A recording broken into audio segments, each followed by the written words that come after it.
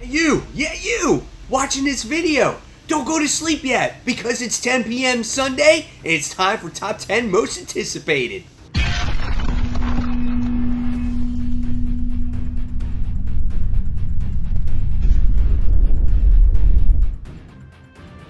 Hey comic fans, welcome back to Comic Book Corner 2.0, and fans, you're back with me, Mike Spider Slayer, getting ready to do Spider Slayer's Top 10 Most Anticipated Comics of the Week, and this is for 12/12/18. We're getting towards the end of the year, guys, that's right. And if you're not familiar with this video series, each and every week I go through my top 10 most anticipated comics. And in the comments below, I want you guys to put some of your most anticipated comics as well. And if there's any recommendations out there that you have for me to read, again, put it in those comments below. And don't forget to like and subscribe to this channel. Alright, so here we go with our countdown for the week. Alright, so starting with that famous On the Fence cover, or book, sorry. We're going to start off with X-23 issue 7. This is a $3.99 book. It consists of 32 pages. And we've had Tamaki take over this book, and I feel it's not quite the same that it once was. I feel like it doesn't have a strong direction, or if it does, it's a very slow direction. We're going on issue 7 and nothing's really happened. Yeah, we have Gabby and Laura trying to stop these people from taking mutant DNA or X-23 DNA and stuff like that, but just doesn't feel like it's a real in-depth story. There's some comical moments or moments in here, you know, in this series when it comes to Laura and Gabby, which are quite funny, but the overall plot in the story has just been missing for me. Now, I might pick this up due to the fact that it is a new story arc at this point, where they have to find another mysterious villain that's murdering people or whatever the case may be. What does this story have that's going to be different from all the rest? I don't know. We will see. But if this story arc is not good, I'm sad to say it might be a strong possibility for the first time in a very long time that it could drop X-23. Alright, so let's officially start this countdown and let's kick it off with number 10. So number 10 this week goes to Batman Damned issue 2. This is a $6.99 book, but for that $6.99, you get 48 pages of comic. And obviously, it's oversized like a magazine, kind of like Batman Damned issue 1. Brian Azzarello is the writer of this story, guys. And it looks like there's going to be a lot of supernatural elements with this story.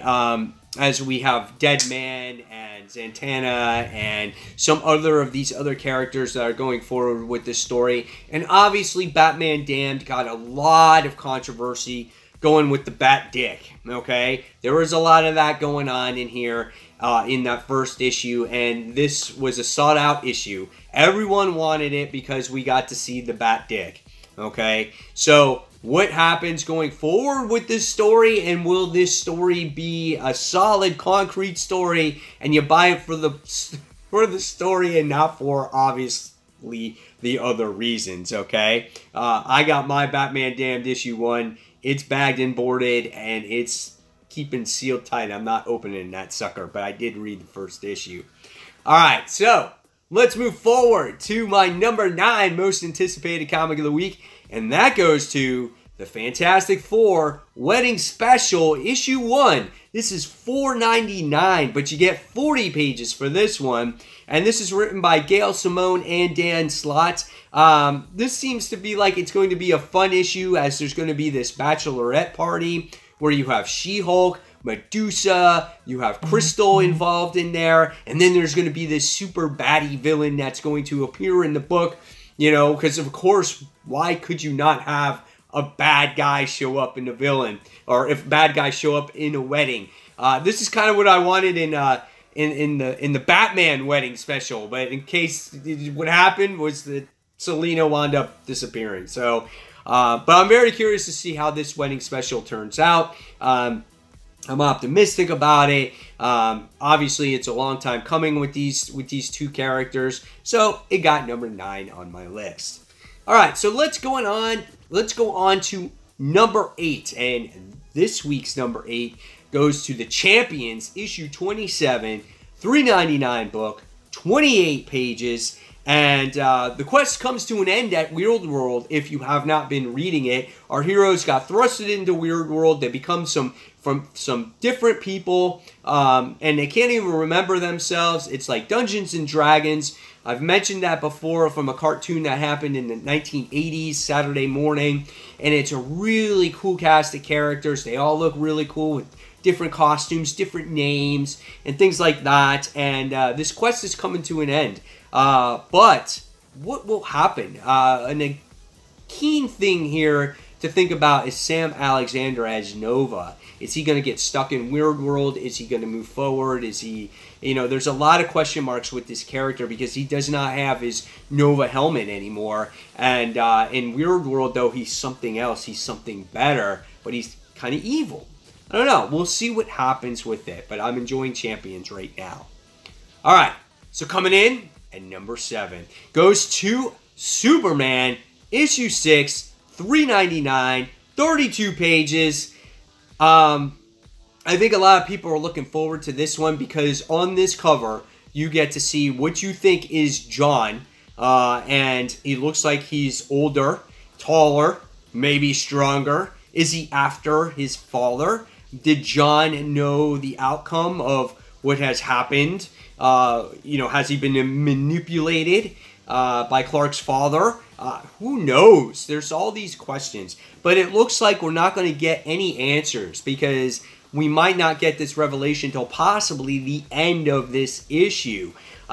So this cover could be a little bit misleading. I don't know. We'll see what happens with it going forward. But Brian Michael Bendis really likes to string you along. So if he can get you to read that one next issue, he's going to do it and he's going to string you along.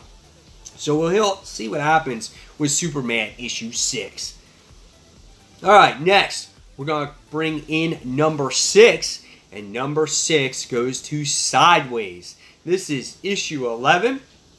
This book is $2.99, 32 pages. Why is this book $2.99? And why is it 32 pages for $2.99? And why can't all our books be $2.99? If you could do it with this book, you could do it with the other ones. Is it because Sideways is actually ending? Yeah, probably so.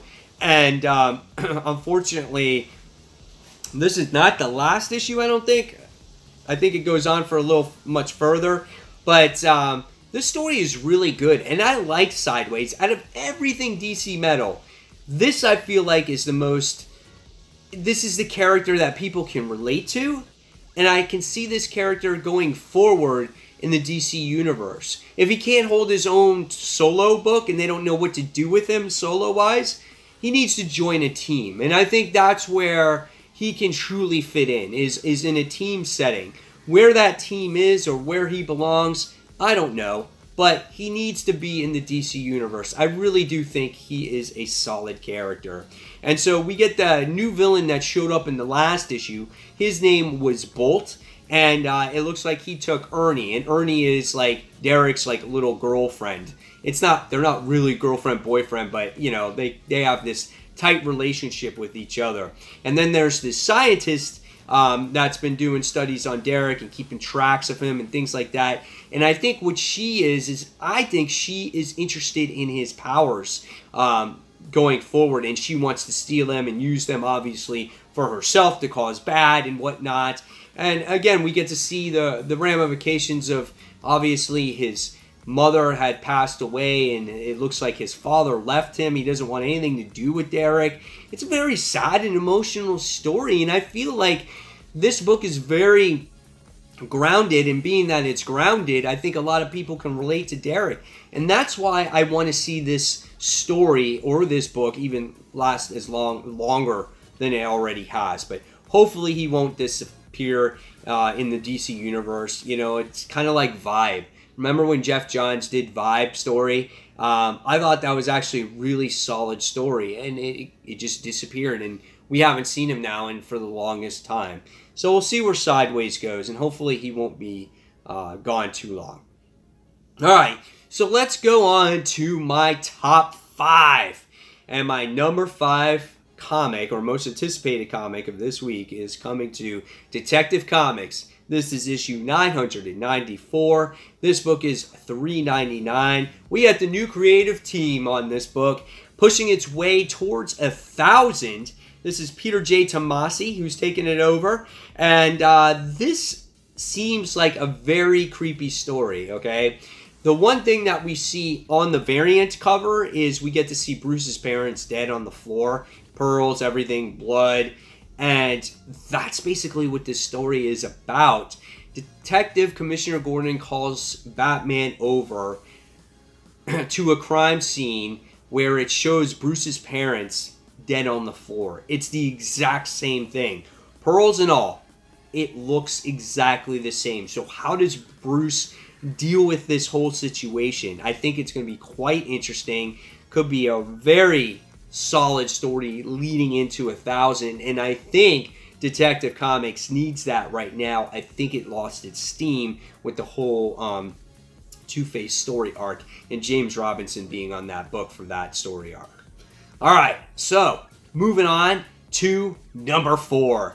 So number 4 goes to Miles Morales Spider-Man. This is issue 1. $3.99 for this issue number 1. That's different, Marvel. Maybe you should keep doing that. Page count, 32 pages. I like that. I don't mind a number 1 book. That's $3.99 and it's only 32 pages. I don't need 40 pages. I don't need 40 pages with a freaking backup story either. So, a lot of hype, I'm sure, around this book right now, guys. Into the Spider-Verse is coming out in the theaters very soon. It's a perfect release for this book. It's got some variants on there. Look for the one that kind of looks like the movie. So pay attention to that one. And Saladin Ahmed is the writer going forward. And it looks like we're going to get the Rhino in this book. And we're going to get some other mysterious types of villains. I think this could be a solid story. The only reason why this is not hot, in my top 3 is because ever since Miles Morales has been in the 616, I feel like he has not just fit in this universe. It's like, where does he fit in with all the other Spider-Man? It's like it just seems like he was there. At least that's what Brian Michael Bendis did when he wrote Miles Morales. When he was his own Earth in the Ultimate Universe, he had his own place. He took place of Peter Parker, Spider-Man, and it just felt right over there. And here, it just seems like Miles is in the way. And so I'm very curious to see what he does with the characters, not just Miles, but his supporting cast and everybody else. So we'll see what happens. Miles Morales Spider-Man was number 4. All right, so moving on, we're going to go on to our top 3. And my number 3 book this week goes to Murder Falcon, issue 3. This book is $3.99. It's 32 pages. And who will join in Jake's crusade? Jake is our main character. He's got this crazy guitar. But when he plays it, this crazy entity comes out of it. And it's supposed to stop these demons coming through the earth, through this rift through the earth, and try to destroy all these demons. And these demons, they get bigger, they get stronger, they get faster. So what does Jake have to do? And Murder Falcon have to do? They have to recruit the other members of the band. Last issue, they got to recruit the bassist. So they had this big Pteranodon with them, or whatever the fuck it is. And so they had that come with them. And now they got to find somebody else. So who is it? The drummer? The lead guitarist? Like, what else are they going to add to this? And what entity is it going to be? And together, they're going to stop these demon creatures. It's so much fun. But the cool thing about this story is we get to learn the inner workings of Jake and the struggles that he's gone through internally with the loss of his wife and his friends and the breakup of the band at the same time, and how music cures a lot of things. It's an awesome book. If you guys haven't checked out Murder Falcon, check it out. It's on issue 3. Hopefully you can find issues 1 and 2. Alright, so we're going to move on to the top 2. And my number 2 most anticipated book of the week goes to the Black Order issue 2. This book is priced at $3.99, 32 pages. We get the Black Order that's involved. Obviously, they got captured in the first issue by this emperor, and it had to deal with and now it has to do approximately midnight. And how are they going to escape this prison? And they find themselves as a team as not as glorious as they once were. And now they're working for the Grandmaster, and they thought these missions would be great, and they're not that great, and they're self-doubting themselves. They used to be this powerful group of individuals working with Thanos, and now they just seem like they don't have that confidence. They got to get their mojo back. And the artwork is absolutely gorgeous in this book, and these characters are just not, hey, let's just destroy you and blah, blah, blah, blah. It's much more in-depth than that, and this was a phenomenal read the first time around, and hopefully it continues going forward with issue 2. Alright, so what's Mike Spider Slayer's number 1 most anticipated book of 12/12/18? Well, it's none other, for the second time in a row, or second issue in a row, it's Amazing Spider-Man issue 11. The last issue of Amazing Spider-Man, with the whole situation with Mary Jane and why she got back with Peter and why she worked in Tony Stark's place, the whole story of them getting back together again is absolutely phenomenal. I love it. And the relationship with Black Cat is just as great. And I love this series because what Nick Spencer is doing, maybe not what he did in Captain America, how in Captain America he drove everybody away from him, and it's not the Cap that he knew.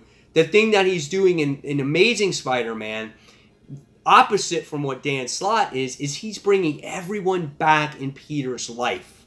Whether it's Mary Jane, Black Cat. In this issue, it's going to be J. Jonah Jameson on how they deal with their relationship. The Enforcers are going to be coming back. It's going to be great stuff, guys. Every supporting cast member has a significant role in this book, and they have been wonderful. Even if it was Jarvis in the last issue, he was really well done. I think Nick Spencer wanted to prove himself when it came to writing in Marvel Comics again, and he put himself out there to do Spider-Man, and I think he's doing a freaking bang-up job. And if you're not reading Spider-Man right now, and you were a fan of the series, I think you need to pick it up, because this is really good stuff. And he's creating new stuff, too. Boomerang, Fred Myers is his buddy. We got this new Assassin's Guild that was in the last story arc. So we got new people being introduced. There's this mysterious villain in here, which I have no idea who it is. I'm hoping it's the return of the Spider Slayer, because he was killed